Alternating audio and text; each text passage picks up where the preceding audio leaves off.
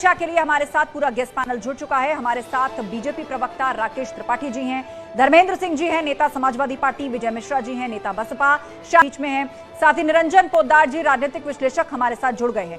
चर्चा की शुरुआत करते हैं। निरंजन पोद्दार जी, यहां पर लड़ाई विपक्षी दलों में इस बात को लेकर है कि हमारे समय में नहीं हुआ, उनकी भी तो सरकार रही। सवाल उनसे भी पूछिए, सवाल तो सभी से पूछा जाएगा। 32 साल हो गए, 3 दशक हो गए।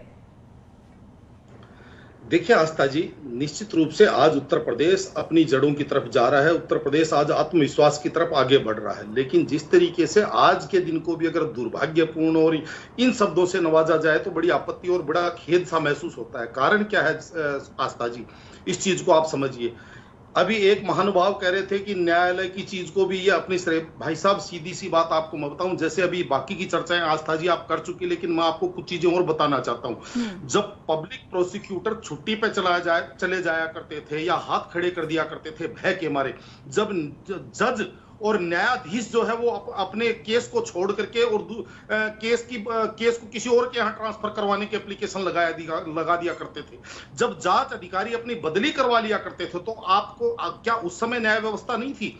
लेकिन आज जब उनको ये लग रहा है कि भाई कानून आज उत्तर प्रदेश के अंदर अपनी जड़ों को पकड़ रहा है और कानून आज उत्तर प्रदेश के अंदर इस मजबूती से खड़ा हुआ है कि कोई भी माफिया, और इसके अंदर एक चीज और है आस्था जी बहुत दुर्भाग्यपूर्ण, राजनीति कितनी गंदी होती है इसका एक एग्जांपल मैं आपको बता देता हूं। उन्हीं के जो अवधेश राय है, उन्हीं के सगे भाई अजय राय वहां क्षेत्रीय कांग्रेस अध्यक्ष है, कांग्रेस के क्षेत्रीय अध्यक्ष हैं, और उसी कांग्रेस ने पंजाब के अंदर इस मुख्तार अंसारी को वहां पे जेलों के अंदर 5 स्टार सुविधा दे रखी थी और उसकी वहां पे संरक्षण कर रहे थे, और वो फिर भी कांग्रेस के क्षेत्रीय अध्यक्ष बने हुए थे। तो ये एक राजनीति का जो कुत्सित चेहरा है आस्था जी, इसी कुत्सित चेहरे ने इन माफियाओं की उत्पत्ति। ठीक है, राजनीति नहीं होनी चाहिए। निरंजन पोद्दार जी, थोड़ी देर पहले हमने सुना बसपा के जो नेता हमारे बीच में वो कह रहे थे कि लंबा प्रोसेस होता है, 20 साल लग गए, चार्जशीट फाइल होती है, सबके बयान दर्ज होते हैं।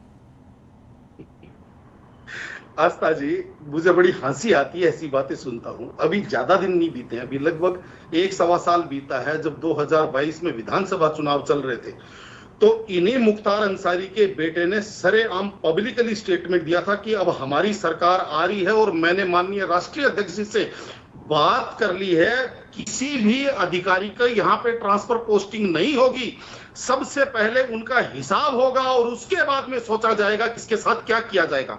यानी कि खुलेआम जनता के रूप में धमकी, यानी कि जनता के बीच में धमकी। और किसने दी थी? इन्हीं मुख्तार अंसारी के बेटे ने। मतलब आप क्या समझते हैं कि क्या वो राजनीतिक संरक्षण नहीं था? क्या वो राजनीतिक संरक्षण का एक आत्मविश्वास नहीं था कि अब अगर सरकार बदलती तो क्या वो चीज अगर वो प्रैक्टिकल में नहीं हो जाती?